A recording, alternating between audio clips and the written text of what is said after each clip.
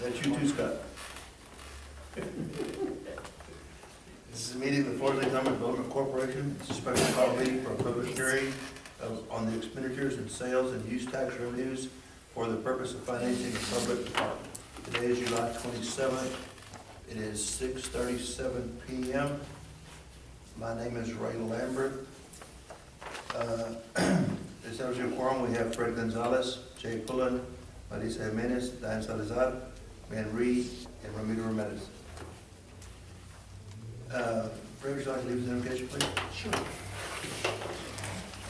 And my bodyguard could have. Let us pray. Heavenly Father, as always, we ask that you be with us tonight. We first and foremost give thanks for your many blessings and for watching over us. Please help us to look at things in a way that is for the betterment of Floresville and for the benefit of our constituents, and that we have the frame of mind and the courage to make the right decisions so that the end result will be beneficial to all of those concerned. We ask this in your Son's name, Jesus. Amen. Amen. Amen.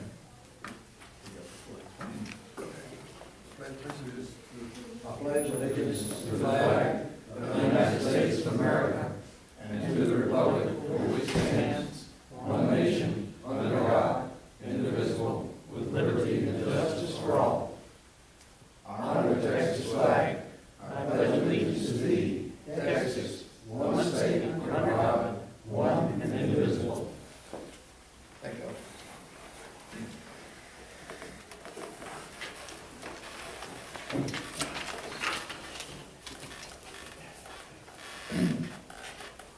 At this time, we'll have any citizens' comments?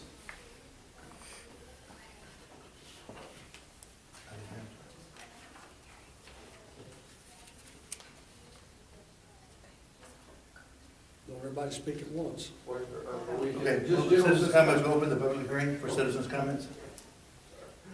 We have two places.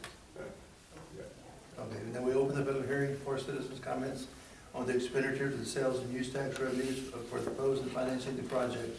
The project defined as the Park Amateur Sports and Ball Fields Plan Phase 1. Don't everybody speak at once. Stay right there. I'll stand up so I can see you. I can't see. Come on. I don't know that my comments are necessarily directed at you guys, but it's for stuff that's on my mind. You're welcome to speak. Thank you. This whole sports complex ballpark thing has been around for a lot of years, so it's not brand new. This particular cycle seems to have gotten started with the San Antonio River Authority and city soil survey out there that determined that we have some baseball fields that are unsafe for our children to play on. My concern here and what I want to go to you with is that as I've listened to some of the other workshops, to presentations about what we're thinking about building, it looks like we're thinking about building 2 competition ball fields, where a couple of meetings back, I heard the city manager at least say that we needed at least 4 ball fields to take care of the safety issues with our children. So number one, I would really like us to be directed toward taking care of getting all the ball fields that we need for our kids to play safely before we start building competition stuff. And I think that's, to me, that's the number 1 priority. Secondly, if we can meet that priority and still build the competition fields, like the kids that play ball, I have no problem with competition field. But part of the sales or part of the justification for those competition fields is that we're going to have a lot of people come in here and have tournaments and stay in hotels and whatnot. Most of us have probably seen the movie Field of Dreams. I don't believe if we build it, they'll come. I really think that if we're going to go somewhere there, that we ought to have a better idea if there's demand for competition level fields that will bring people in. Thank you. Thank you. Mr. Sykes? Well, I think my comments pretty well parallel your comments. Working with the Parks Foundation, Doug Jones and a whole bunch of other people, we've been looking at the city parks. What's going on with the city parks? I mean, the park you're talking about, which is a wonderful park, number one, the kids from the city can't get there hardly, unless they want to ride their bikes down 97, the highway, and most of them don't want to do that. So they're working, and we've been working on the skate park here on 6th and A. And we think that the city should look forward to expanding some of the land out there. We can put a softball soccer field there very easily. We can put a basketball court in there very easily. We can also accommodate some other needs of the citizens with a dog park. And in addition to that, we can put a bike run in there. You've got a lot of land there that's not being used, and most of it is because when they built the HEB complex in the parking lots, they used that area for drain off that ran right through that park. You have the opportunity to dig out that pond that's there, use that to fill in the ditch that they created for the runoff after you put a 12-inch pipe in there to carry the runoff right to our sewer system, which is the street-side sewer system.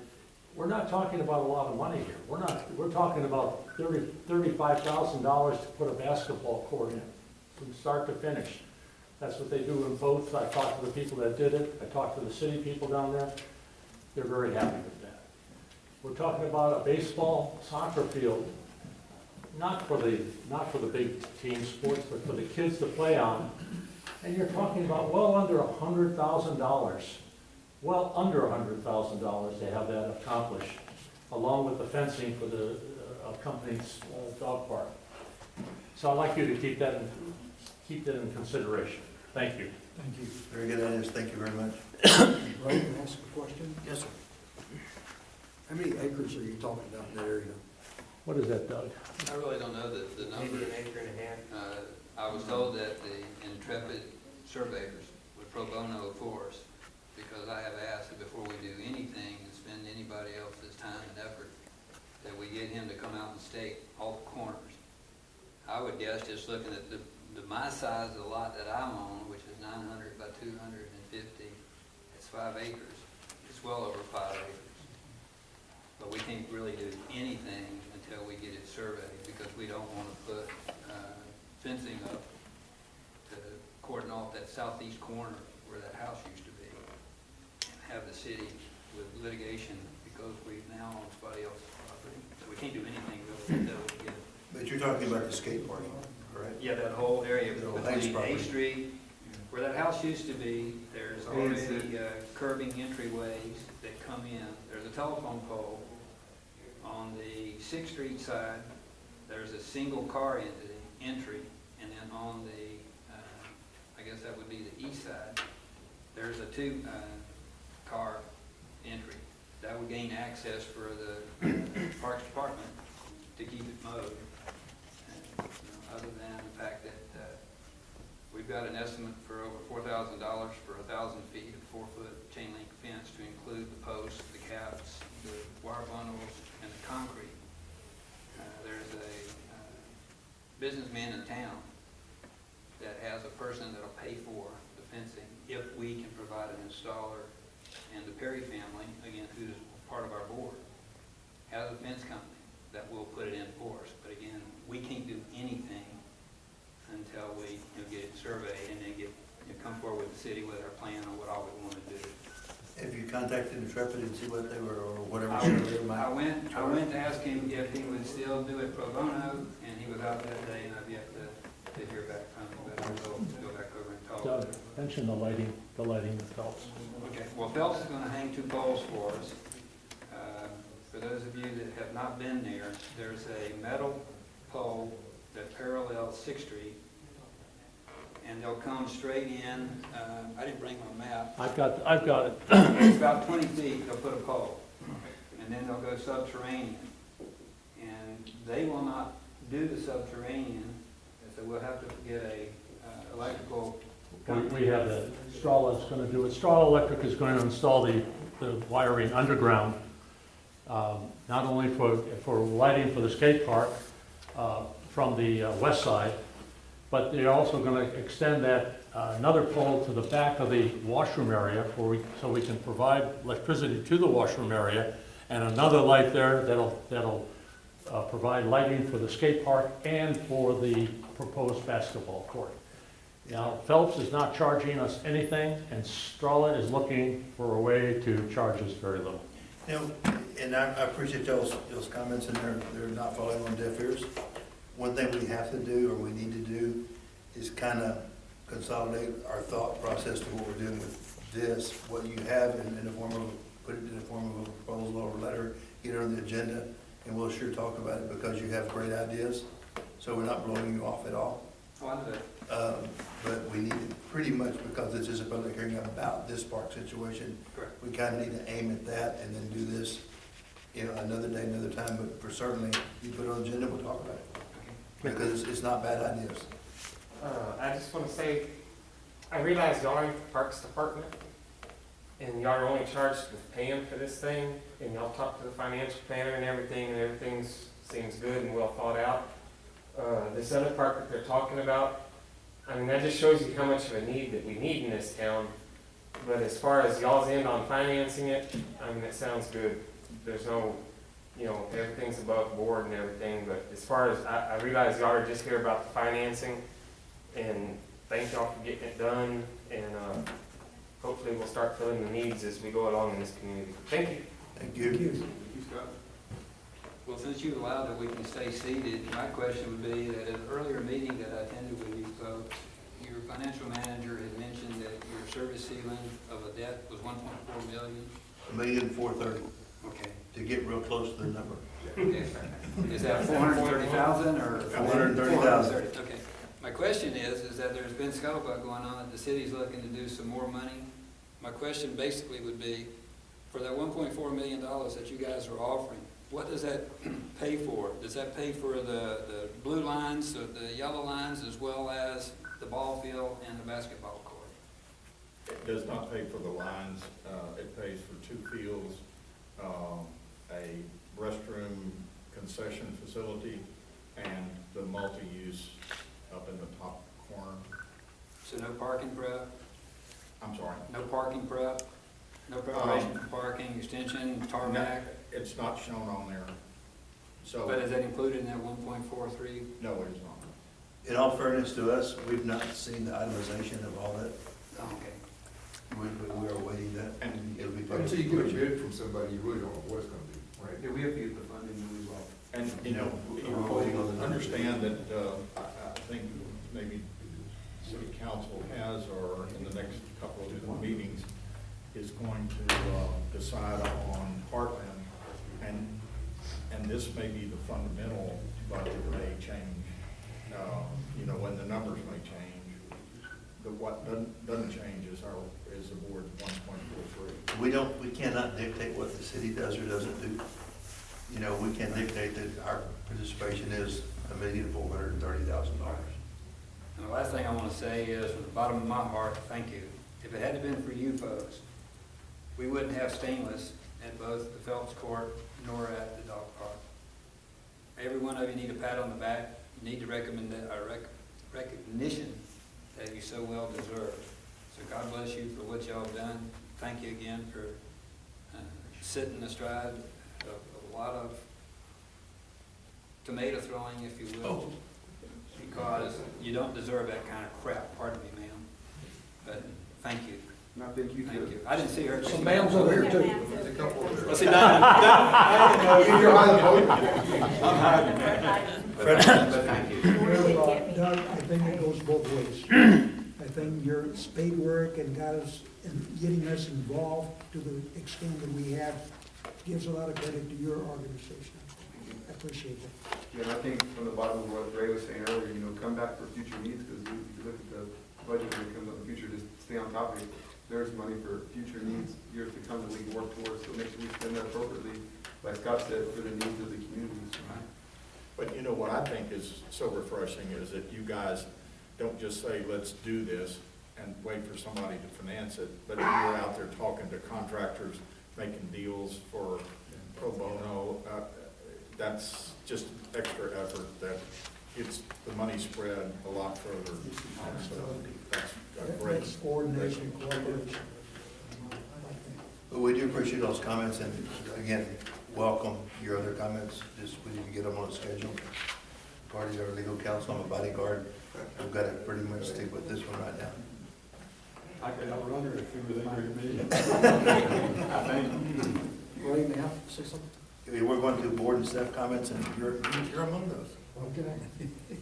You mentioned Heartland line. No, I didn't mention Heartland. I didn't. Right. And remember, the board is taking a position on 3 items. And I don't know whether Heartland is part of that 3 items or not. But we said we want to have sealed bids. You have a comment? Yes, so as far as the financing is concerned and the project, the board took action.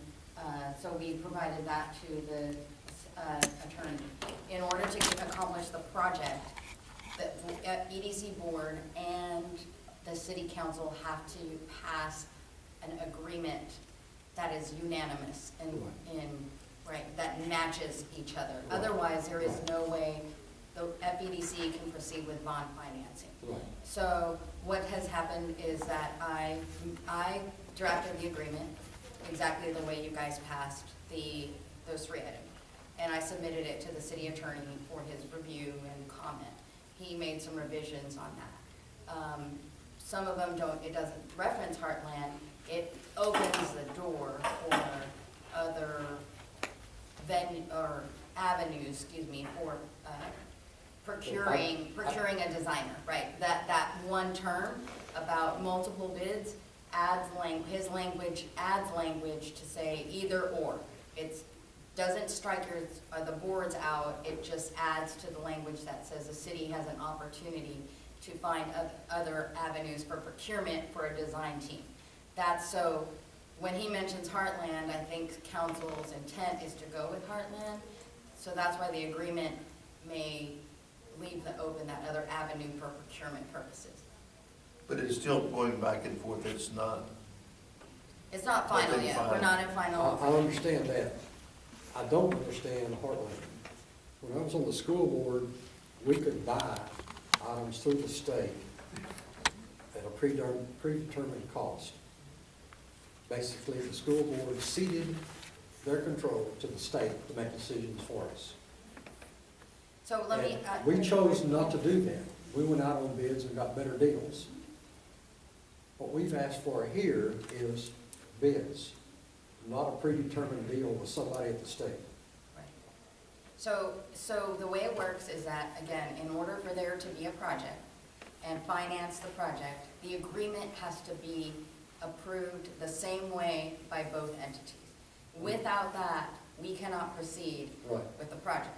So number one, you're concerned about the procurement.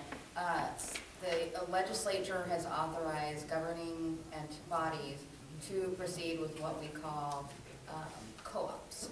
And so those co-ops are lists that various vendors apply for.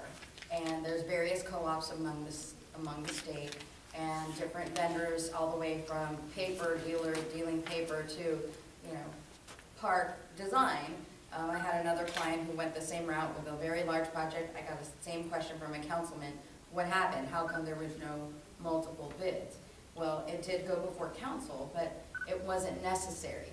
That vendor was selected from a pre-selected bid or they go through a process, and the state approves these co-ops and vendors to be members of those co-ops, so you don't have to go through a bid process. So that's why the language, I guess, the city attorney added that language in there to allow for those, I think I understand. to bypass a bid process and just go with somebody who's on the co-op list. And so that's not required. So that's the first piece. The second piece that you asked about is the agreement. And so again, if you have additional questions, but the agreement has to match. What we pass has to match what the city passes. I think I understand the state co-op situation, but essentially, if that's done, locally, we have ceded control to the state, as opposed to going out and getting independent bids. motion said was bids. It doesn't say go to some co-op, predetermined deal with the state. So when does that come back to us to answer the? So right now, right, we're in the process of working through the agreement. They've made changes, the city has made revisions. The bond council, our bond council is looking at it, so that way she knows that it's sufficient for purposes of bond, all the work necessary to put together the bond paperwork and submit that to the Attorney General.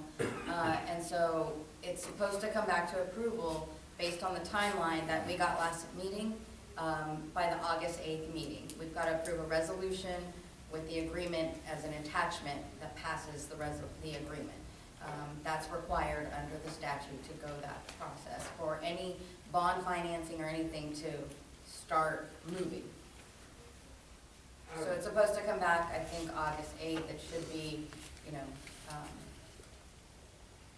and so it's up to the board to then approve it however you want to approve it, with or without the city's revisions at that point.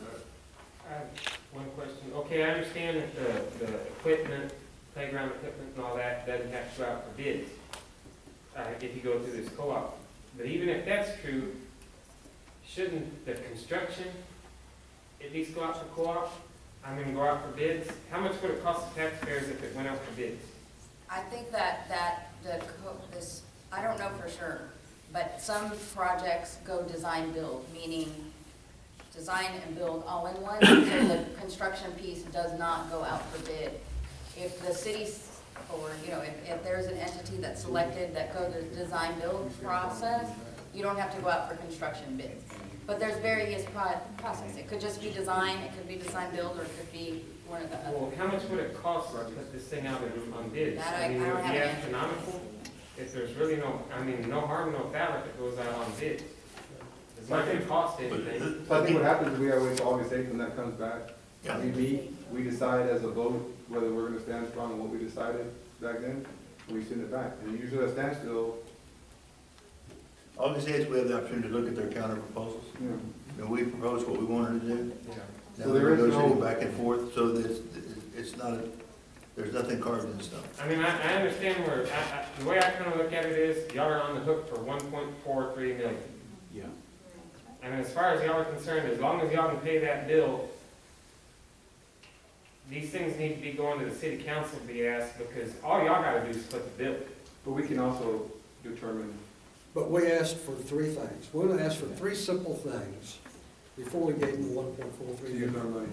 Those three things were sealed bids, identify an advisory group from FEDC, 4A, city government, and 2 sports teams, parks. And the third thing was maintenance. We spent a lot of money with an engineer to come up with a plan, and one of the requirements of that engineer was to come back with and tell us what it's gonna cost to maintain it.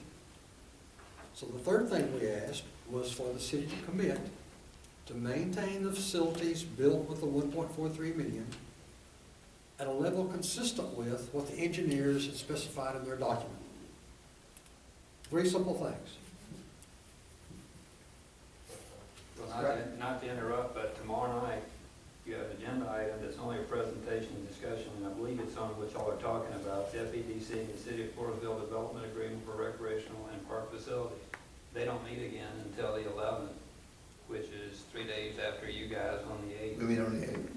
So if they don't do a consideration and action, then the city council won't be able to approve anything for you folks until the 11th, unless they declare a special meeting. Well, let me clarify. I think it's important everybody understand procedurally, the way it has to occur is because it's the city's, or excuse me, the EDC's funding, we have to take the first steps.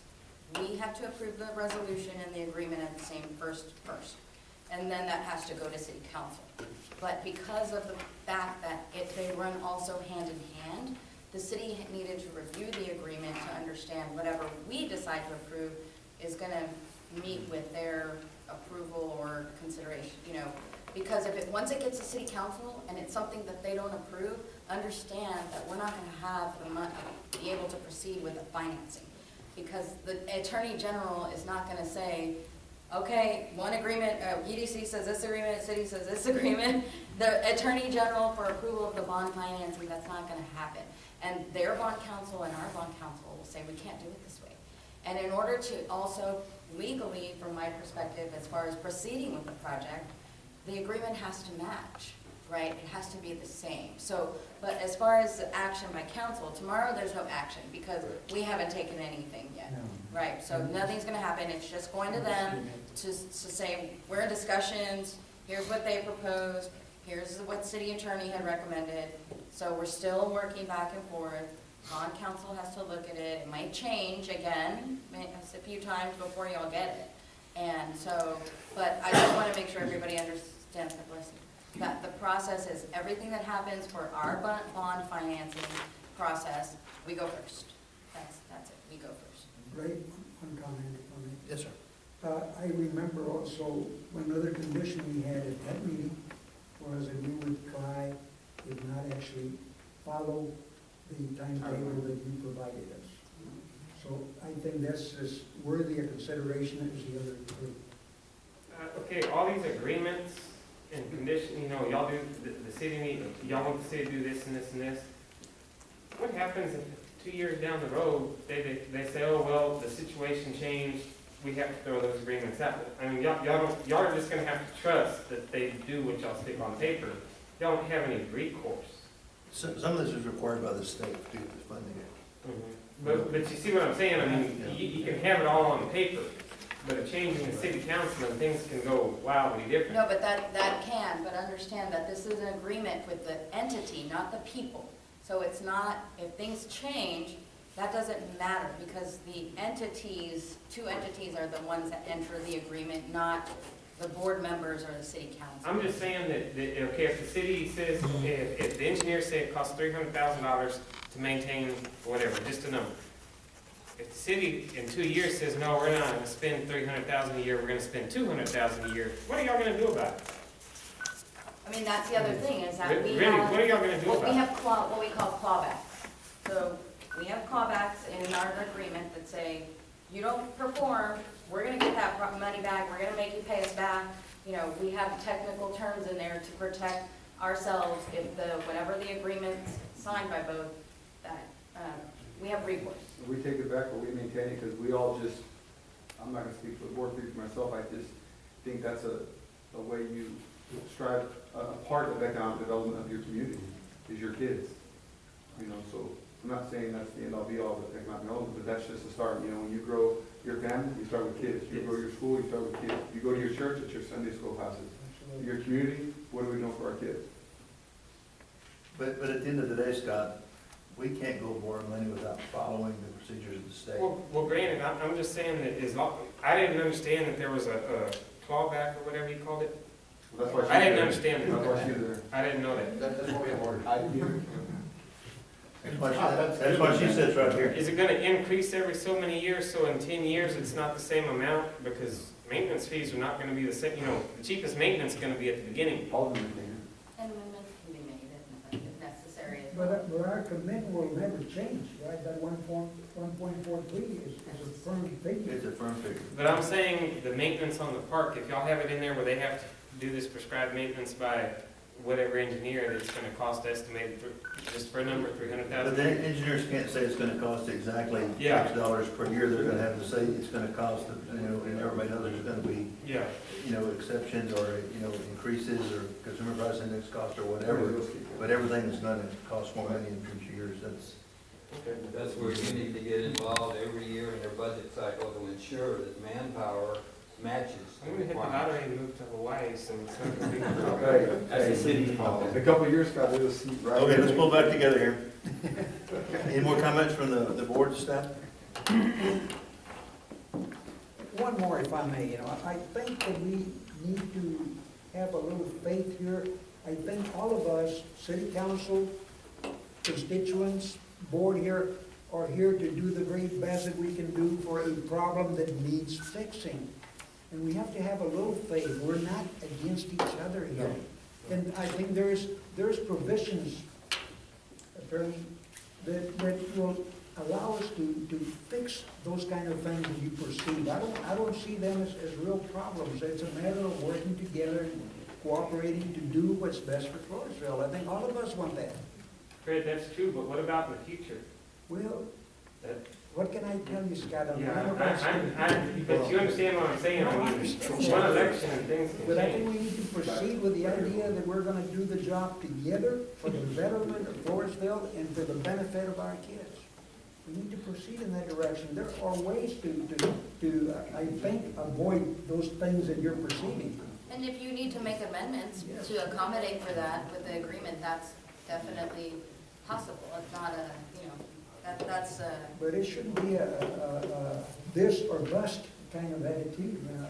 We're here to- But that's exactly why I asked you to write the letter to the editor dealing with, to inform the public and keep the public informed. Information is power. Absolutely. If I don't know, I can't. If I do know, I can. 100% with you on that. Any more board or staff comments? Very well. At this time, we're gonna close this public hearing. I appreciate all y'all being here. Appreciate having a full quorum, as always. Thank y'all for being here. We're Make here a motion to to close, I make a motion to close it. second. The meeting is closed. Sir? The public came out today. Thank you.